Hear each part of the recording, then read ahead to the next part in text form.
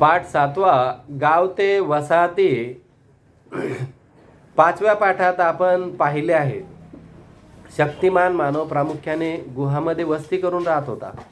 त्यावेळी युरोपमध्ये गोठवून टाकण्याइतके अतिशय हवामान थंड होते. शेकोटीचा उपयोग केल्यामुळे तो चामड्याचे कपडे वापरायला सुरुवात केली. थंडीपासून संरक्षण त्याला मिळवता आले. तेवढेच त्यांना पुरेसे वाटले नव्हते. त्यामुळे त्यांनी गुहेच्या आतील भागामध्ये जनावरांची कातडी वापरून उबदार तंबू तयार केले. जिथे गरज होती तिथे त्यांनी उघड्यावरील झोपड्या बांधण्यास सुरुवात केली. हंगामी तळ मध्ययुगीन काळामध्ये बुद्धिमान मानवाच्या समूहाने जगभर वस्ती करताना पाहायला मिळतात. अश्मयुगीन हवामान उबदार होऊ लागले. सर्वत्र पर्यावरणामध्ये काही बदल होत गेले.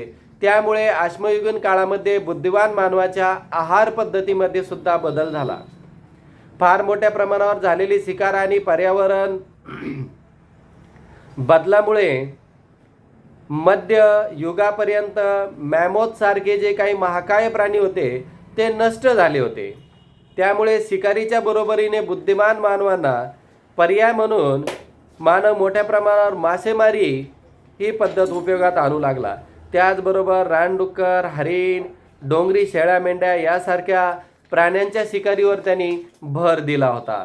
बदललेल्या आहार पद्धतीमुळे बुद्धिमान मानवांचे समूह दूरच्या प्रदेशामध्ये भटकंती करण्यासाठी सुरुवात केली. बदलत्या हवामानानुसार त्यावेळी ठिकाणी तात्पुरती वस्ती करून त्यांनी राहायला सुरुवात केली. हवामानानुसार धान्याची कापणी करणे, फळे कंदमुळे गोळा करणे ही कामे करत असत. मासे कोणत्या हंगामात खूप मिळतील हे जाणून घेऊन त्याचा फायदा करून घेत असत.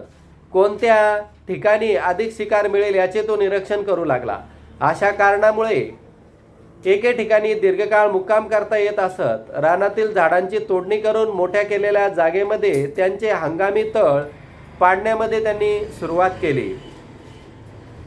गाव आणि वसाहती सुरू झाल्या. नवाश्म युगाच्या माणसांची जीवन पद्धती पुराणाश्म आणि मध्याश्म या काळातील जीवन पद्धतीपेक्षा परिपूर्ण अशी भिन्न आणि वेगळी होती. या काळात मानव अन्नधान्याचा उत्पादक म्हणजे उत्पादन करू लागला होता. शेतीची सुरुवात नवाश्मयुगीन संस्कृतीचे वैशिष्ट्य होते.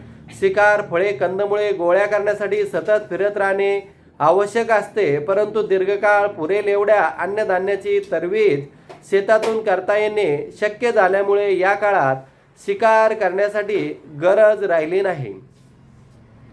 त्यामुळे सतत फिरण्याची आवश्यकता उरली सुद्धा नव्हती. शिवाय शेतीच्या कामाच्या स्वरूपामुळे त्यांना एके ठिकाणीच राहणे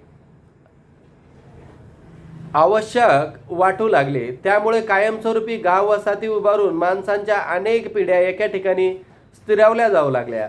या नवाश्मयुगीन गाव वसाहतीचे सामाजिक, संघटन आणि सांस्कृतिक यांचे पैलू आपण पुढील पाठात समजून घेऊया. मानवाची भटकंती थांबली याचे कारण त्यांना पुरेसे अन्न, धान्य, फळे, कंदमुळे याचा शोध लागला.